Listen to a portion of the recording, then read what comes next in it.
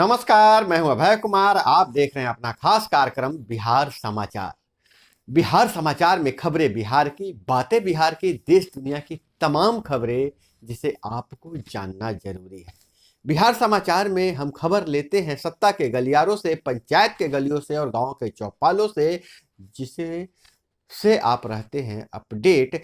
हम बिहार समाचार में बात करेंगे बदले परिस्थितियों में वार्ड सदस्यों का क्यों मिलने वाला है तोहफा। वहीं आंगनवाड़ी सेविका सहायिका के भी वेतनमान में बढ़ोतरी के आसार। और इधर नियोजित शिक्षकों के लिए बहुत बड़ी खबर यह है, बहुत बड़ी राहत भरी खबर यह है कि सक्षमता परीक्षा मामूली होगी और नहीं जाना पड़ेगा घर से ज्यादा दूर। और इधर बात कर ले तो बिहार के मौसम का क्या है हाल, कब तक रहेगी शीतलहरी का प्रकोप। और इधर बीपीएससी परीक्षा पास किए शिक्षकों को कब मिलेगा स्कूल। लेकिन हम बात करेंगे बिहार में तेजी से बदले राजनीतिक घटनाक्रम पे। और इसी बीच नीतीश कुमार 9वीं बार बिहार के सीएम बने हैं। सीएम से इस्तीफा देकर फिर सीएम बने, यानी मुख्यमंत्री से इस्तीफा दिए मुख्यमंत्री बनने के लिए, और बोले कि जहां थे वहीं आ गए, अब कहीं नहीं जाऊंगा।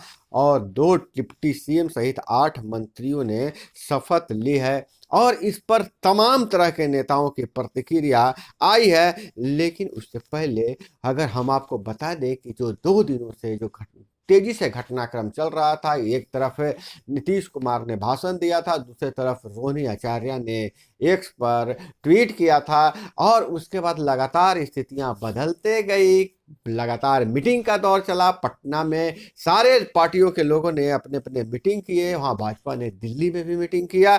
उसके बाद नीतीश कुमार ने रविवार शाम 5 बजे 9वीं बार मुख्यमंत्री की शपथ ली। पहले इस्तीफा दिया, उसके बाद फिर शपथ लिया। 3 बार राज्यपाल के पास गए नीतीश कुमार। आज राज्यपाल राजेंद्र विश्वनाथ आर्लेकर ने उन्हें पद और गोपनीयता की शपथ दिलाई। भाजपा के प्रदेश अध्यक्ष सम्राट चौधरी और नेता प्रतिपक्ष रहे विजय सिन्हा को उप मुख्यमंत्री की शपथ दिलाया गया। नीतीश के साथ कुल 8 मंत्रियों ने शपथ ली। सभी का संक्षिप्त ब्यौरा मैं बता देना चाहता हूं।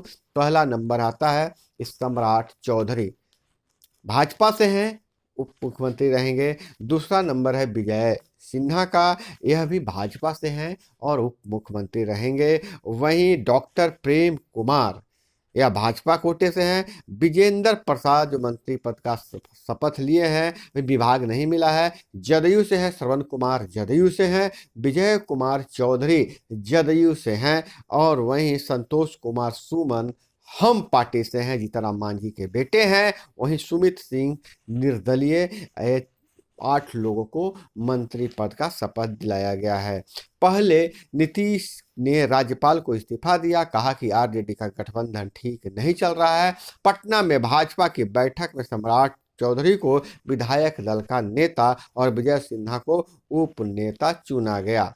नीतीश कुमार की एनडीए में वापसी करने के बाद अब बीजेपी बिहार में अपनी सहयोगी पार्टियों को साधने में जुटी हुई है। बहुत बड़ा अपडेट है। 27 जनवरी यानी बीते शनिवार को दिल्ली में गृह मंत्री अमित शाह और बीजेपी के राष्ट्रीय अध्यक्ष जेपी नड्डा ने लोक जनशक्ति पार्टी के रामविलास पासवान के पुत्र चिराग राष्ट्रीय अध्यक्ष हुए। और सांसद चिराग पासवान से मुलाकात के दौरान चिराग ने नीतीश से अपनी राय रखी है, नीतीश को लेकर अपनी राय रखी है। जैसा कि आपको पता है कि नीतीश कुमार और चिराग पासवान में पटता नहीं है, लेकिन अब तो मुख्यमंत्री बन गए हैं, पार्टी और एनडीए में भी शामिल हो गए हैं। वहीं पार्टी के सूत्रों के मुताबिक पार्टी चाहती है कि बिहार में एनडीए का कॉमन मिनिमम प्रोग्राम बने, उसी के आधार पर सरकार चले। चिराग सिर्फ नीतीश कुमार के साथ निश्चय के भरोसे नहीं रहना चाहते हैं।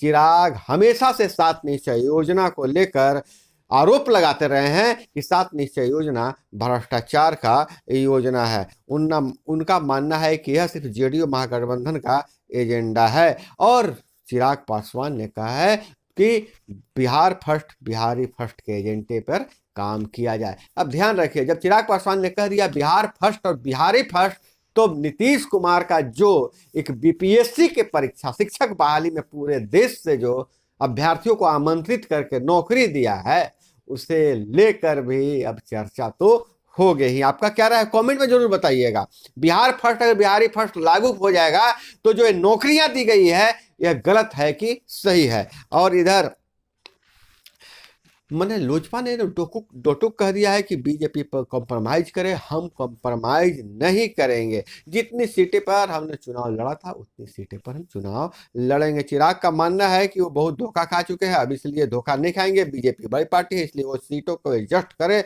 लेकिन अगर वह लोजपा रामविलास की सीटों से कंप्रोमाइज करेंगे तो हमारे पास कोई स्पेस नहीं है। इसके लिए अगर नीतीश कुमार आ रहे हैं तो बीजेपी कंप्रोमाइज करे, न कि चिराग पासवान कंप्रोमाइज करेंगे। वहीं मांझी भी बीजेपी के साथ है, लेकिन 2 मंत्री पद मांगे हैं। मांझी ने 2 मंत्री पद मांगे हैं और लोजपा की तरह 6 सीट मांगे हैं। और इधर बिहार में अगर कहा जाए कि किस पार्टी के पास कितनी सीट, तो विधानसभा में कुल सीटें हैं 243, बहुमत 222, लेकिन 228 सीटों के साथ नीतीश कुमार ने दावा पेश किया था और मुख्यमंत्री पद का फिर से शपथ लिया है। उधर उपेंद्र कुशवाहा भी चुनाव में 3 सीटों की मांग कर दिया है।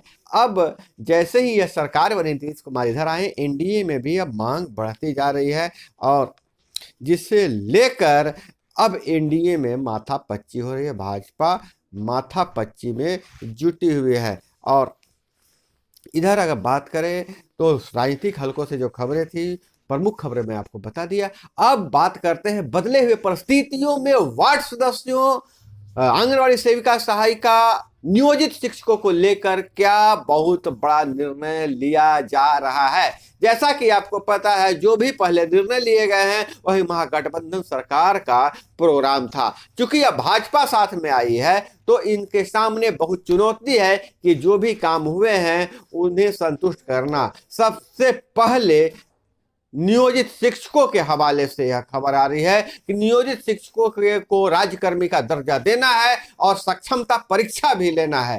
तो सूत्रों की अगर माने, जो अंदरूनी बैठक खाने में जो चर्चा हो रही है कि शिक्षकों को अपने पाले में करना है, तो इसके लिए अब यह मसौदा तैयार किया जा रहा है कि नियोजित शिक्षकों में कोई निराशा नहीं, पनपे, असंतुष्ट नहीं रहे, नियोजित शिक्षक भी खुश रहे, राजकर्मी का दर्जा भी बन जाए और सरकार का काम भी हो जाए। तो उसमें सबसे बड़ी यह जो बदलाव करने वाला है, जो परीक्षा का जो पैटर्न होगा, परीक्षा जिस आधार पर ली जाएगी उस परीक्षा को हल्का किया जाएगा। कहने का मतलब कि जिस वर्ग में शिक्षक पढ़ा रहे हैं उस वर्ग तक के ही सवाल पूछे जाएंगे, ऐसा निर्णय लिया जा रहा है। और दूसरी बात यह है कि जो 3 जिलों का ऑप्शन दिया गया था चुनने के लिए कि 3 जिला का ऑप्शन चुनना है, अब शिक्षकों के पास 3 प्रखंड चुनने का मौका, विकल्प रहेगा।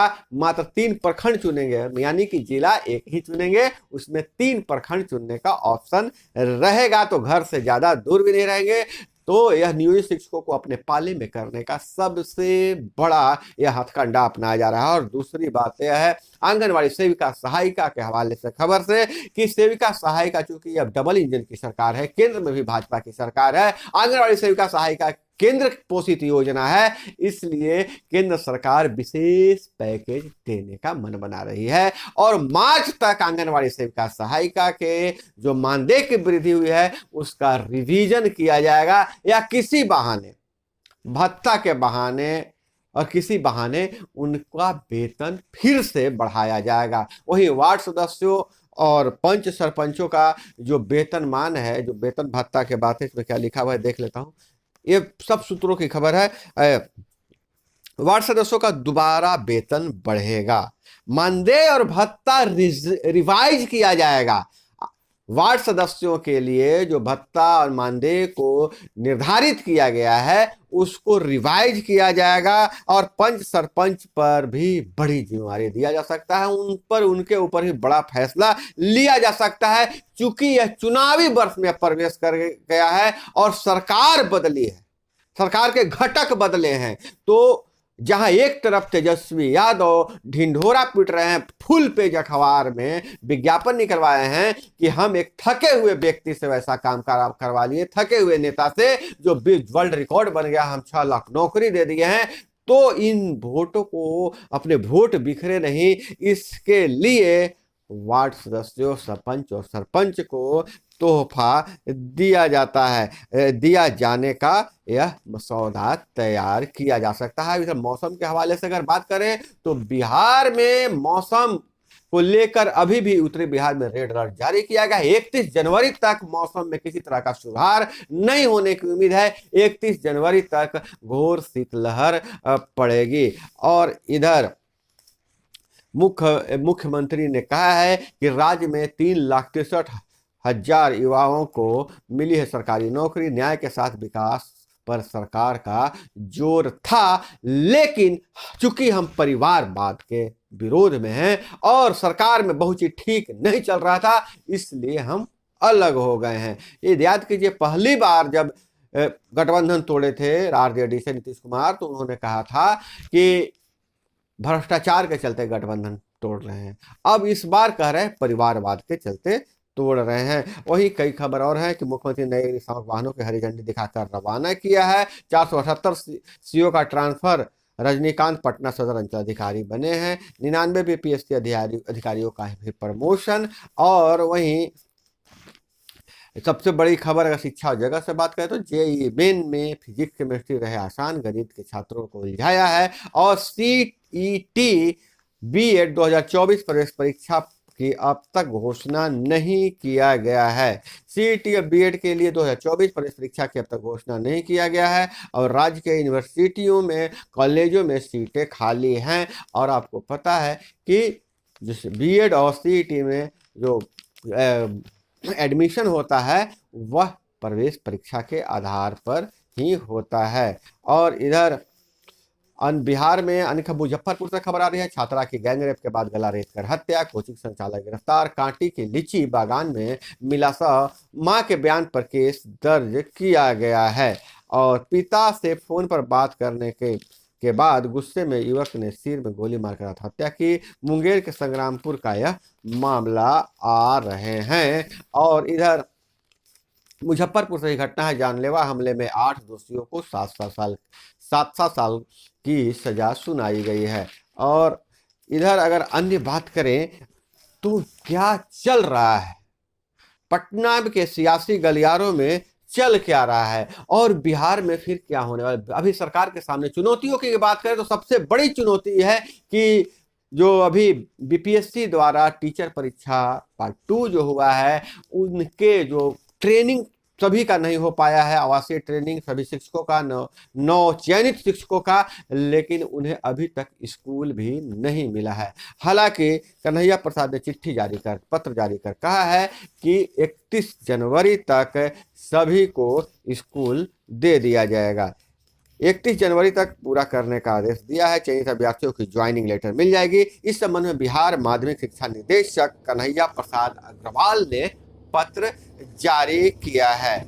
और इधर अगर बात करें अन्य खबरों पर तो मोदी का डंका सारे जगह बज रहा है। और फ्रांस से बड़ा रक्षा डील हुआ है। वहीं यूएई से भी बहुत बड़ा व्यापार का, ट्रेड की समझौते पर हस्ताक्षर हुए हैं। तो दोस्तों, यह तमाम खबरें जिसे आपको जानना जरूरी था। इसी तरह से खबरों के लिए जुड़े हमारे साथ।